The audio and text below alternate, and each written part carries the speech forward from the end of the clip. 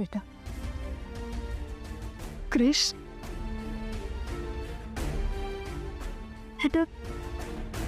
રાધાના પાડોશીઓએ પણ આપણા માટે ઘણું બધું કર્યું છે, પણ આપણે કોઈનો આભાર વ્યક્ત ના કરી શક્યા.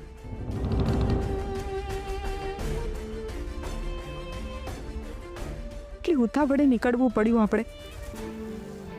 બાકી આજના જમાનામાં કોણ કોના માટે આટલું બધું કરતું હોય છે? મમ્મી તું જરાય ચિંતા ના કરીશ, આવતા જતા હું એ લોકોને મળતો જઈશ. પણ મમ્મી, હવે આપણે જશું ક્યાં? જ્યાં આપણું નસીબ લઈ જાય.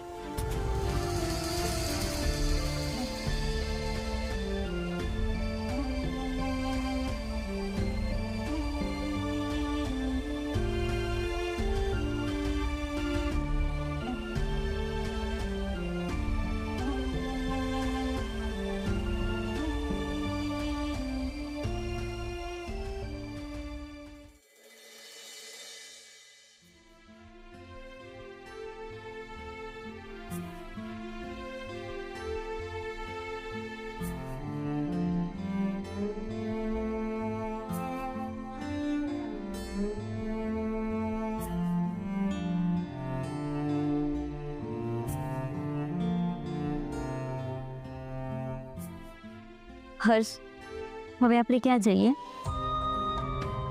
મને કંઈ સોચતું નથી.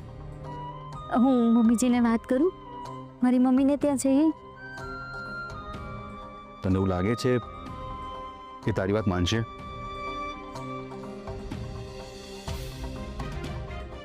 ભાઈ, હું શું કહું છું, મારો એક ફ્રેન્ડ છે, આપણે એની સાથે વાત કરીએ અને થોડા દિવસ માટે એના ફાર્મ હાઉસમાં રહેવા જતા રહીએ તો? આવું ઓપ્શન તો મારી પાસે પણ છે ને શોરે, પણ આપણે બધા જે નક્કી કર્યું એ પ્રમાણે આપણે કોઈની ફેવર નથી લેવી. તો પછી શું કરીશું ભાઈ? કંઈક વિચારી. મારી એક ભૂલનું પરિણામ આટલું મોટું ભોગવવું પડશે એવું તો મેં સપનામાં પણ નહોતું વિચાર્યું. રાધા વગરનું જીવન અધૂરું લાગે છે. હવે ક્યાં જઈશું, શું કરીશું, કંઈ જ નથી સમજાતું.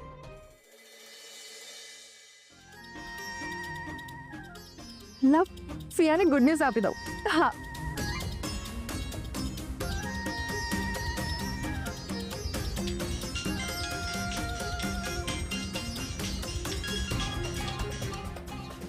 બોલ ગયા.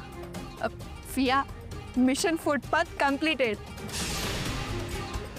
એટલે હું કંઈ સમજી નહીં. અરે ફિયા, ઉર્મિલા નાણાવટી અને એના આખા પરિવારને રસ્તા પર લાવવાનું મિશન પૂરું થઈ ગયું. શું વાત કરે છે? હા ફિયા, હમણાં જ ક્રિશ અને એનો આખો પરિવાર એનો સામાન લઈને રસ્તા પર નીકળ્યા છે. પણ એ લોકો આટલી સહેલાઈથી વર્ષાની વાત માની ગયા? હા, વર્ષાબેન એકલા કામ કરી શકશે કે નહીં એ વાતનો તો મને પણ કોન્ફિડન્સ નહોતો. મને ખબર હતી કે એ લોકો મીઠી મીઠી વાતો કરીને વર્ષાબેનનો બ્રેન વોશ કરી દેશે. તો પછી શું કર્યું? એટલે મેં પપ્પાને વર્ષાબેન સાથે મોકલ્યા.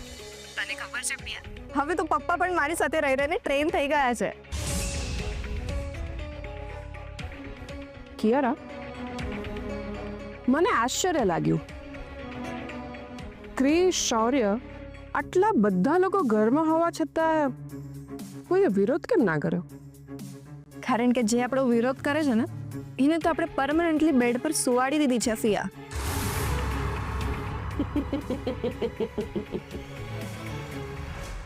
તારી વાત તો સાચી. જો રાધા હોત ને તો આટલી સહેલાઈથી ઘર ના છોડવા દે. એનીવેઝ, આપણું ઓપરેશન સફળ રહ્યું ને?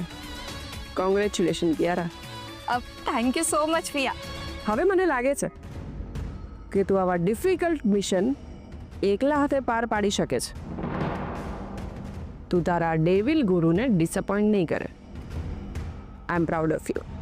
Thank you so much Fiya. Sorry devil ગુરુ.